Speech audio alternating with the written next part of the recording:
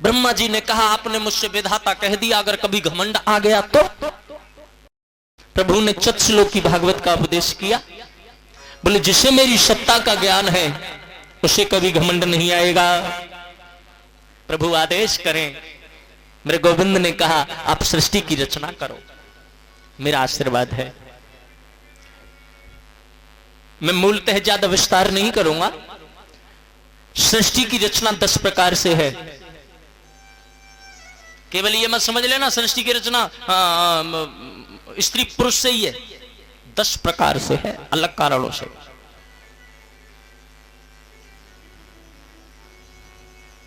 दस तरीके से करा गया, लेकिन जैसी सृष्टि चाहिए थी वैसी मिली नहीं। ब्रह्मा की भौं के बीच से रुद्र भगवान की उत्पत्ति हुई, जिन्हें हम शिव कहते हैं।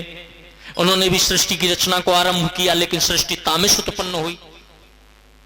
ब्रह्मा जी ने कहा ना, रहने दो। ब्रह्मा जी को रोना आ गया, आंखों से पानी जल में गिरा, और जल में गिरने से सर्प उत्पन्न हो गए। ब्रह्मा जी बड़े बेचैन, बड़े परेशान। ब्रह्मा के मूलतः 10 पुत्रों ने, मानव पुत्रों ने जन्म लिया, 10 ने विवाह नहीं किया। अब क्या करें? तो ब्रह्मा तपस्या करने बैठे, और ब्रह्मा ने जब तपस्या की तो शरीर 2 जगह विभाजित हो गया, एक स्त्री रूप में और एक पुरुष रूप में। चिंता में 2 जगह बट जाता आदमी, 2 जगह बट गया, एक स्त्री रूप में और एक पुरुष रूप में। जो पुरुष रूप में है वो है मनु, और स्त्री रूप में है उन्हें कहते हैं हम शतरूपा।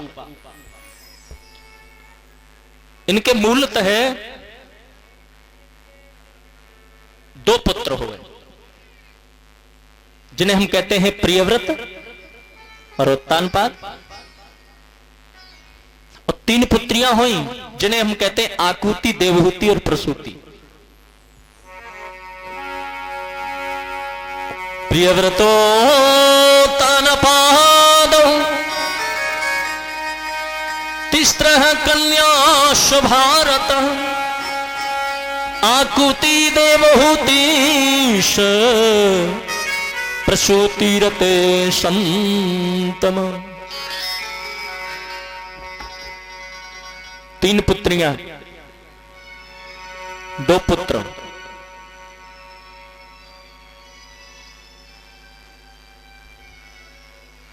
प्रिय माने अच्छा, व्रत माने प्रतिज्ञा। जिसने अच्छे व्रत की प्रतिज्ञा ली वो है प्रियव्रत। और उत्तानपाद किसे कहते हैं? जिसका समाज में बड़ा मान है, सम्मान है, पद है, प्रतिष्ठा है, वो उत्तानपाद है। भागवत जी में आपने कथा सुना होगा, उत्तानपाद की एक पत्नी जिनका नाम है सुनीति, है ना? विवाह नहीं हुआ, विवाह हुआ पत्नी से। सुनीति पत्नी आई घर में। पत्नी आने के बाद समस्या हो गई कि संतान नहीं हुई। पत्नी ने बार बार कहा आप विवाह कर लो, विवाह कर लो, दूसरा विवाह कर लो। शादी को करवा दिया। और दूसरी पत्नी घर में आई जिसका नाम है सुरुचि। कथा क्या है? कथा सिखाती है। केवल हमने ये तो सुन रखा है, पर सीखे क्या हो? इसका मतलब मैं बताऊं आपको क्या है। स्त्रियां 2 प्रकार की होती हैं, माताएं घर में 2 प्रकार की होती हैं। एक होती है सुनीति और एक होती है, बोलो, सुरुचि। सुनीति क्या होती है? सुमाने अच्छी, जिसकी अच्छी नीति है वो है सुनीति। और सुरुचि, सुमाने अपनी, जो अपनी रुचि में रहती है वो होती है सुरुचि। माना जिसको अपना अच्छा लगे, अपने बालक बढ़िया लगे, अपनो खानदान बढ़िया लगे, और बाद बाकी जाओ भाड़ में। मायके को आ जाए तो खुश है जाए, और नंदोई आ जाए, नंद आ जाए तो मत जाए, वो हो में सुरुचि।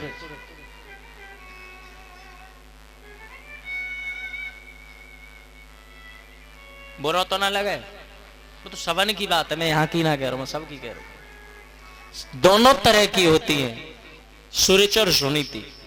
मैंने बोल दिया सुनीति ऐसी होती है, माए के बार आ जाए तो कहेंगी भैया तू बैठ ले, भाभी तुम बैठ ले। उन्हें वो ननद आ गई है, हमारी दीदी आ गई है। देखो अगर मैं तुम ते लगी रहूंगी तो उन्हें दुख होगा कि भाभी अपने में लग गई, तुम तो मेरे अपने हो ही। वो होती है सुने, ऐसी बहुत है माता है। मैंने ऐसे ऐसे घर भी देखे जहां पर ननद अगर रो गई तो भाभी को लगता है कि मेरा कलेजा टूट गया। हाँ, जा रही है रो रही है, भाभी मेरा कौन है? तब भाभी कहती है तब तो तुम्हारे माँ बाप थे, अब हम हैं तुम्हारे। अब मैं अपने बच्चों के दम पे नहीं कह रही हूं, मैं अपने दम पे कह रही हूं। जब तक मैं हूं तो मैं हाँ तुम्हारा सम्मान होगा। तो ये सुनीति है। और सुरिच तो तुम समझ ही रहे हो, भगवान ऐसी काऊ ना दे। हाँ, एक बेटा ना क्या बोलते हैं, दिल्ली नौकरी करता था, अकेला बेटा था। ध्यान देना सब लोग सुनना, अकेला बेटा था। एक दिन उस लड़के ने अपनी पत्नी से कहा,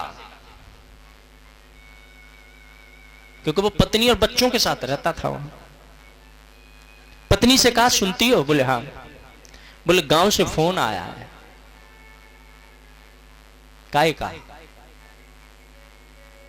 बोले मां बीमार है। तो बोले मैं ये कह रहा था उसका भी कोई नहीं है, मैं अकेला बेटा हूं। तो मां बुला रही है, तो मैं सोच रहा हूं कि नौकरी भी करता रहूंगा, मैं मां को यहीं बुला लाता हूं, उसकी सेवा भी कर लूंगा बुढ़ापे में। कछ दिन की मेहमान है, 4 से 10 साल की, खत्म हो जाएंगे, बड़े बूढ़े हैं। पत्नी बोली यहां तो धर्मशाला है,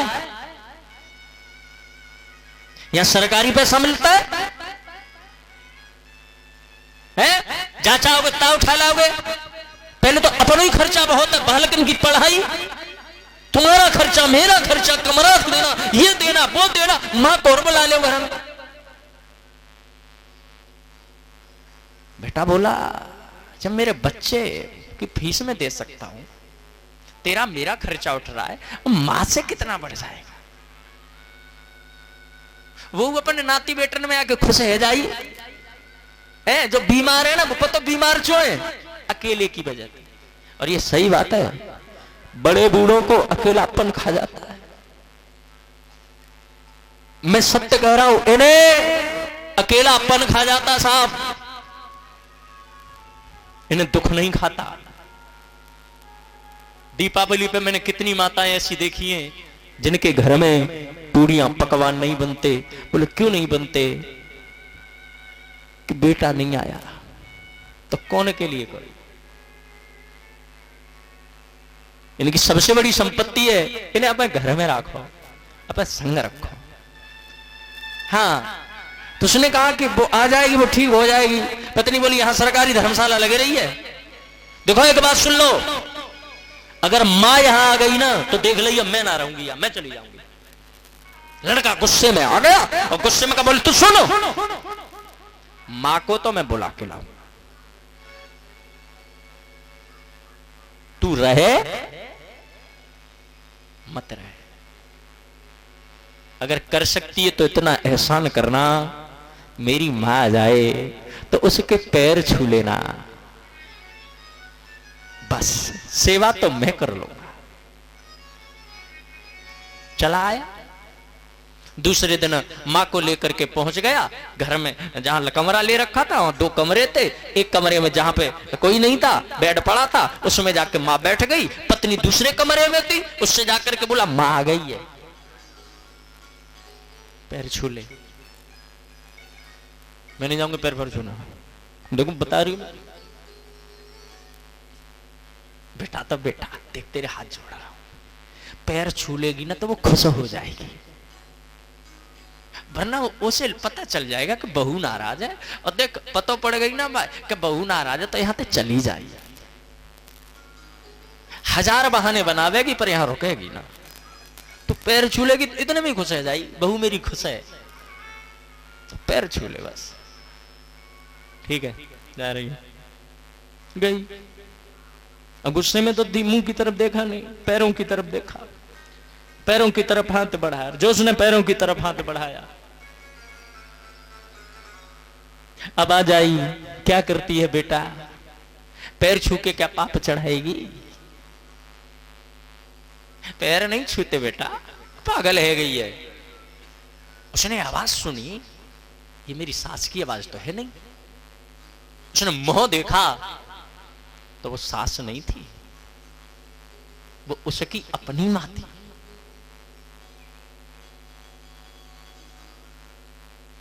चेहरा देखते ही बोली, ओहो मम्मी तुम?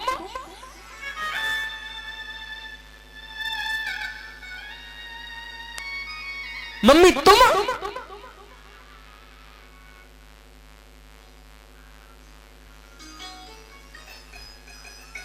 तुम बता ना सके मेरी मम्मी को ले जा रहे हो हैं? तुमने बहुत बढ़िया करो। इनका कौन है? चाचा दिन मेरे संग तुम्हारे संग रह जाई, खुश रह जाई, बहुत बढ़िया करो। और मम्मी तुम्हें कोई करवे धरवे की यहां रहे हो, हम करेंगे तुम्हारी सेवा, और तुमने बहुत बढ़िया किया। गेट को पकड़ करके वो लड़का रो पड़ा।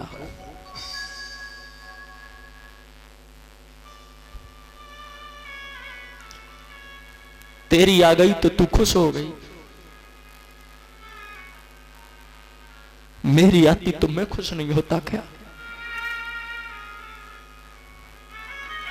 ये तेरा और ये मेरा मैंने शुरू नहीं किया, मेरे लिए तो ये भी मां है, और जो गांव में अकेली भूखी सो जाती है वो भी मां है।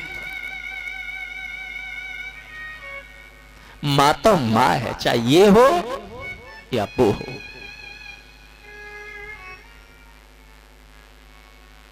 लेकिन इस तेरा मेरा ने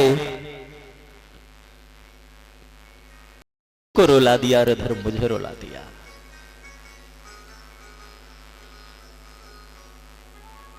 ये किसके काम है? सूरज के काम है। जो बने हुए घर को दो जगह बांट दे वो सूरज है। जिसे अपना अच्छा लगता है, जिसे केवल अपना अच्छा लगता है। सबसे बड़ा दुख एक बेटे को उसकी मां से अलग करना है जी। जीवन में माता जो यहां सुन रही हो, या बेटियां जिनकी शादी हो गई, कुछ भी करना, पर एक बेटे को उसकी मां से कभी अलग मत करना, क्योंकि वो इधर तड़फेगी और वो उधर तड़फेगा। मजबूर ये हालात इधर भी है और उधर भी। तन्हाई की एक रात इधर भी है और उधर भी। जो आज इनके सामने तुम दीवार खड़ी कर रहे हो, कभी सोचना अपना भी बेटा बुढ़ापे में जिस दिन अलग चला जाएगा कैसा लगेगा। सुनीति बनो, सूरज नहीं। वो सुनीति जिसने पति की शादी करवाई, कर लो ना बेटा है जावे गो वंश चल जावे। ऋतु पागल जानती, हाँ मैं सब देख लूंगी, मैं सब देख लूंगी, तुम घबराओ नहीं, मैं हूं ना। क्या पता था सूरज घर में आ जाएगी। और वो सूरज आज के बाद बोलना नहीं है, इधर जाना नहीं है, और खबरदार अगर इससे दो भी बात करी तो मेरा तुम्हारा संबंध खत्म।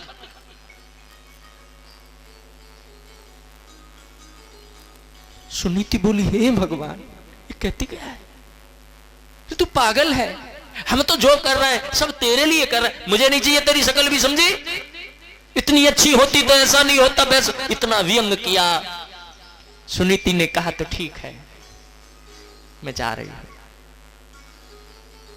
छत पर पहुंच गई है, झोपड़ी को डाल दिया है, भजन करती है, भगवान का तेरी यही मर्जी सही। जिनसे घर में उजाले हुए,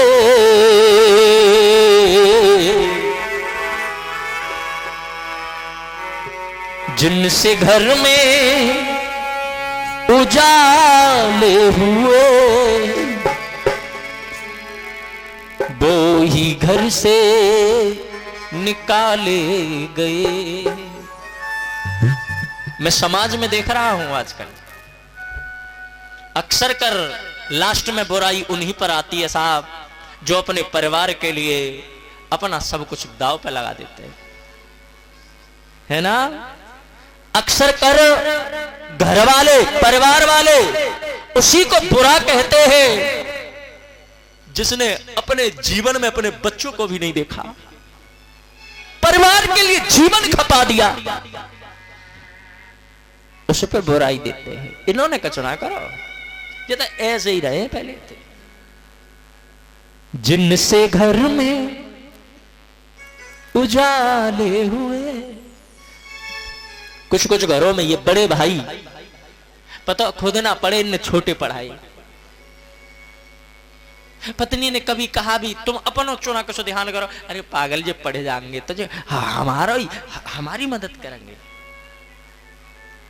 बड़ा भाई मेहनत करते करते बुढ़ा हो गया, शरीर उसने परिवार के लिए दे दिया, और जब छोटे कुछ बन गए, नौकरी पेशा वाले हो गए, उन्होंने बड़े को ही छोड़ दिया। इनने कहा करो कुछ ना करो, तो ऐसे ही रहे।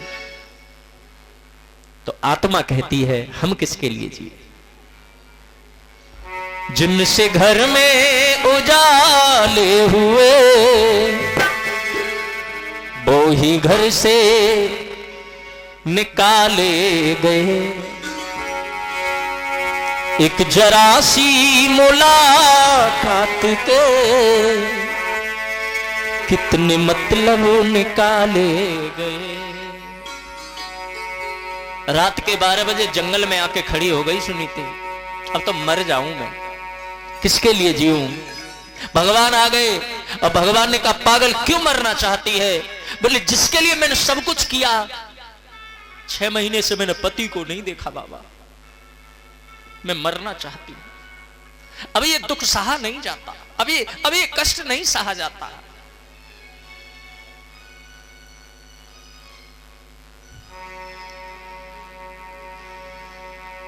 भगवान ने कहा अच्छा तो जा, तेरे बेटा होगा। नारद जी हैं, तेरे बेटा होगा। सुनीति ने तो चरण पकड़ लिए, झूठी दिलासा मत दो बाबा, जब अब तक ही ना भयो तो अब कहा होगा, अब तो पति भी नहीं आता है। नारद जी बोले तो तेरा पति भी आएगा, और बता वो नहीं आएंगे। सौतन ताने की, अरे सौतन ताने से देगी विदाई। आपको नहीं पता मेरे घर का हाल क्या है। अरे सौतन ताने से, अरे सौतन ताने से देगी विदाई। नसीबा मेरा क्या जागेगा, सौतन ताने से देगी विदाई। नसीबा मेरा क्या जागेगा, सौतन ताने से देगी विदाई।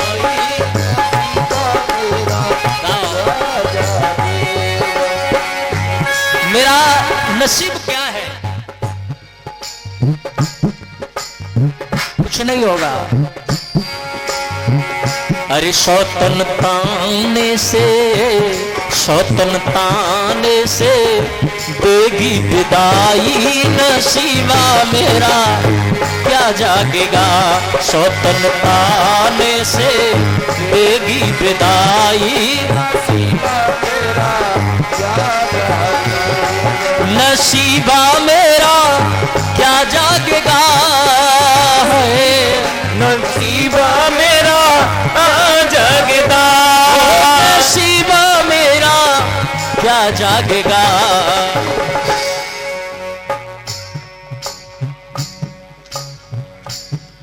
ना घर मेरे, झोली फैला दी, ना घर मेरे बजेगी बधाई। नसीबा मेरा ना जागेगा, ना घर मेरे बजेगी बधाई। नसीबा मेरा ना जागेगा।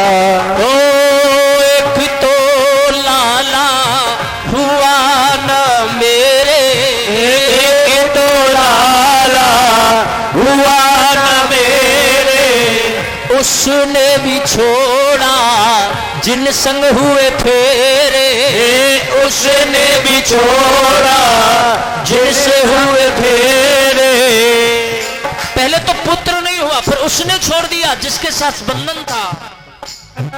पहले तो लाला हुआ नहीं मेरे, ओ पहले तो लाला हुआ नहीं मेरे, उसने भी छोड़ा जिन संग हुए फेरे। मेरी कैसी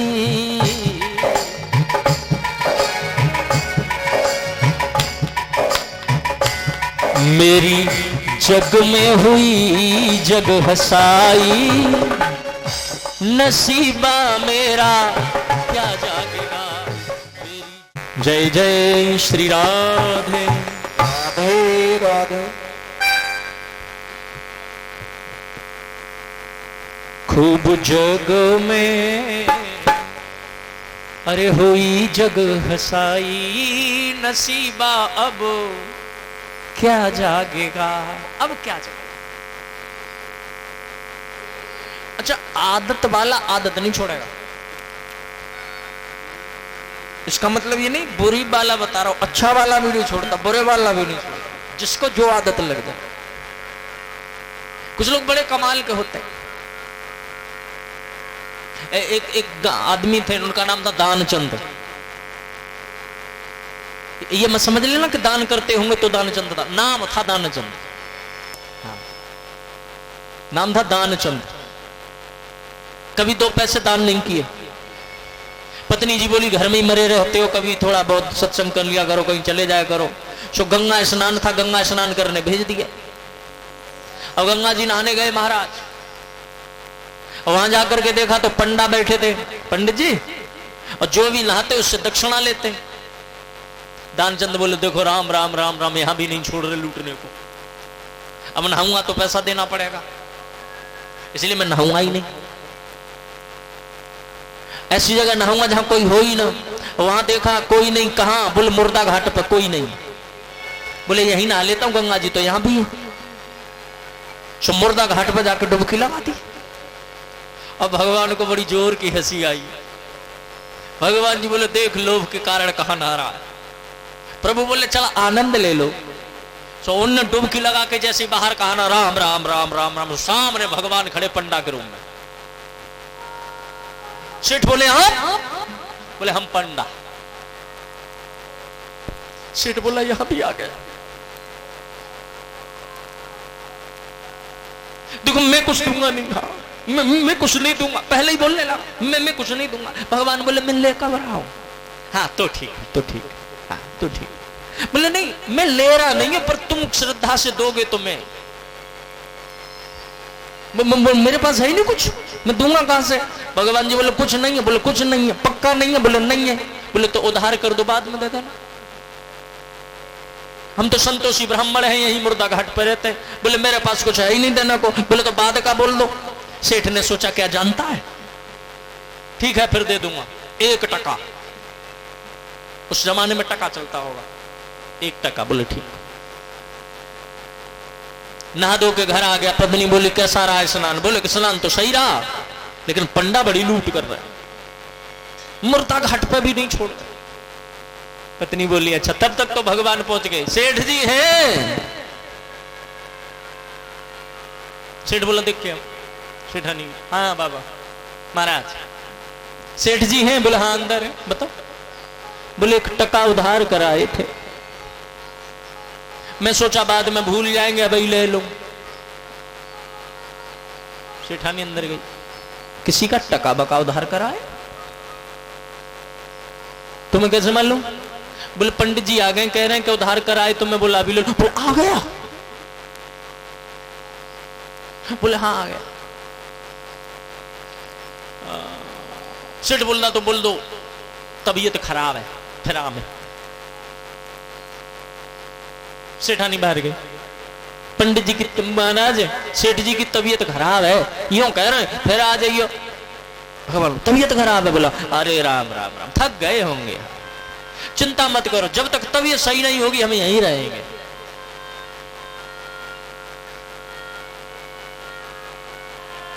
सेठानी बोली यूं कह रहे हैं यहीं रहेंगे जब तक ठीक ना है जाओगे। सेठ बोला पीछे ही पड़ गया। तो तुम एक काम करो। हाँ, क्या करो? बोले जाके बोलो सेठ जी मर गए, तो जाएगा। सेठानी बोली बुद्धि खराब है गई, ऐसी ऐसी बात करते हो। चुप रहे, 1 टका बचे हो, जैसे बोल रहा हूं वैसे बोल रहा। अब सेठानी गई, महाराज बोले हाँ बड़ो बुरो भयो। भगवान बोले क्या हुआ? बोले सेठ जी मर गए। क्या? सेठ जी मर गए? प्रभु भीतर ही भीतर बड़े हंसे। भगवान बोले देख नाटक कितना करता। प्रभु बोले मर गए? बोले हाँ मर गए। अब तो जाओ महाराज, अब क्या है? भगवान जी बोले राम राम राम, कितने अच्छे थे, और ऐसे कष्ट की घड़ी में हम आपको अकेला कैसे छोड़ देंगे? आप चिंता न करें, आप उनका ख्याल करें, सूचना हम दे देंगे। और महाराज भगवान पूरे गांव में अलग अलग रूप धर के प्रकट हुए। सेठ जी मर गए, सेठ जी मर गए, और एक रूप से गेट पे कमंडल धर के बैठ गए। अब तो बोले वो, अब लगी भीड़ घर में, सेठ जी को क्या हुआ क्या हुआ? और सेठानी पास ही नहीं आने दे। और सेठ पूछो, बोले गेट पे ही बैठा है। देखो पंडित जी रोवे सेठानी, सिग्नल लगा रहा है, बड़े अच्छे, देखो अब तो पंडित जी सामने ही बैठे हैं, गेट पे ही बैठे हैं, अभी उठ क्यों ना गए बेचारे? सेठ समझ गया बैठो सामने, बोलूंगा। 2-4 घंटे बाद लोगों ने कहा भैया आप चलो, ले चलो ले चलो। और जो ले चलने पर नंबर आया, अब सेठानी चिल्लावे मरे नहीं है, मरे नहीं है। अब चिल्लावे मरे नहीं। गांव के लोग बोले देखो कैसी पागल हो गई है बेचारी, देखो देख दे रहे, यो कह रही है मरे नहीं है। अरे नहीं मरे। अरे बोले सब तुम्हारा मोह है, जाने वाला तो कब का गया, कब का गया। पकड़ो रे पकड़ो, इन्हें पकड़ो। 4-6 औरतों ने पकड़ ली सेठानी, बतेरी चिल्लाई धर ले गए। सेठ बोल ही नहीं सकता क्योंकि भगवान बैठे, टका देना पड़े। भगवान भी पीछे लेके कमंडल चल दिए, कब तक नहीं बोलेगा। हाँ आज तो हमारा ही होगा साहब। ले जाके वहीं पहुंच गए जहां से कहानी शुरू हुई, मुर्दा घाट पे जाके लगा दिए उपले वगैरह अच्छे खासे धन कंडा। भगवान ने देखा पक्का ही आदमी है, घी भी लगवा रहा है, सब लगवा रहा है, पर बोल रहा नहीं। कंजूस तो है ही कंजूस। भगवान ने देखा मर ही जाएगा। जब नंबर आग लगाने पे भी आ गया ना, वो नहीं बोला मर जाऊंगा, टका ना तुम, पक्की बात। भगवान जी ने सोचा मर जाएगा, ये मजाक मजाक में चला जाएगा। प्रभु गए पास में और कान में जाकर सबसे बोले भैया अगर तुम्हें बुरा ना लगे तो एक यजमान के कान में हम मंत्र बोल लें, अंतिम मंत्र। सब बोले मर तो गए ही, बोल लो आप बोलो। तो भगवान कान में बोले मैं भगवान हूं, मैं भगवान हूं। सेठ ने फटा अच्छा सामने देखा तो पंडा। भाई रूप तो वही था ना भगवान का, जो देखा रूप पंडा, फिर बंद कर लिया। पंडा है, पागल बना रहा है, खोलूंगा ही ना।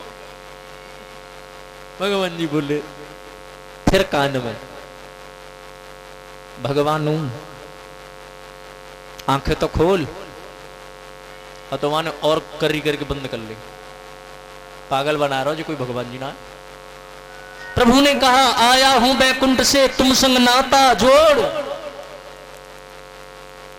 अब मांगनो हो सो मांग लो।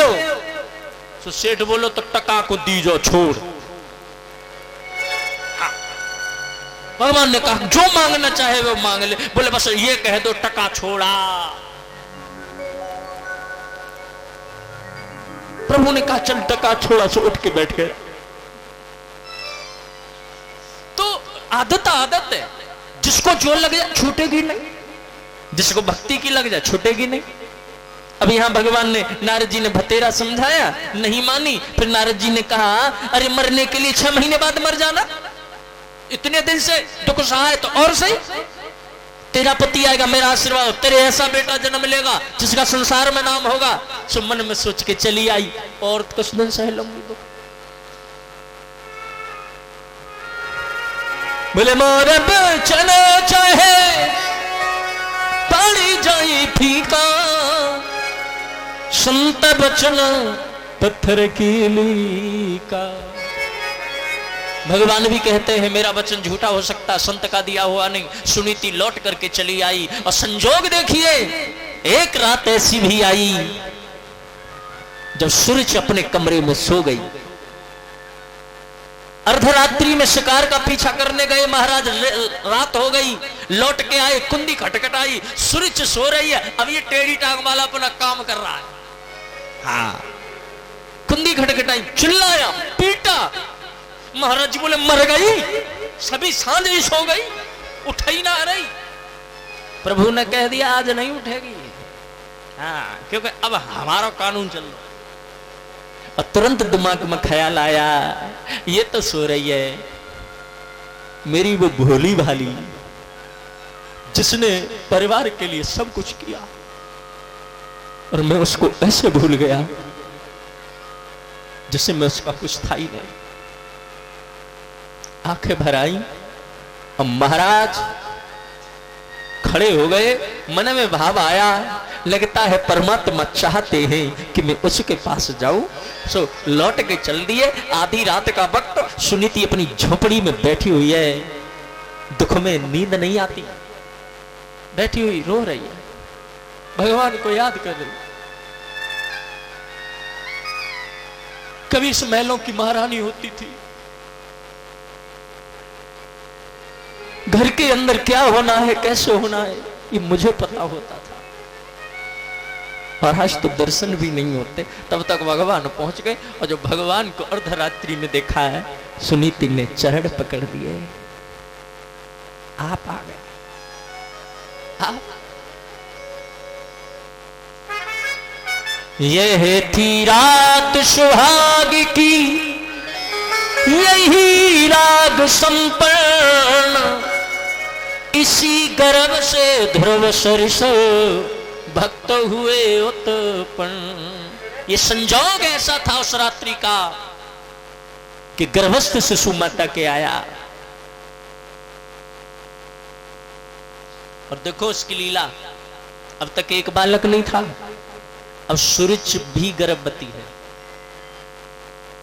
दोनों के बच्चों ने जन्म लिया। एक का नाम रखा गया ध्रुव, और एक का नाम रखा गया, जो सूरज का बेटा है उसका नाम रखा गया उत्तम।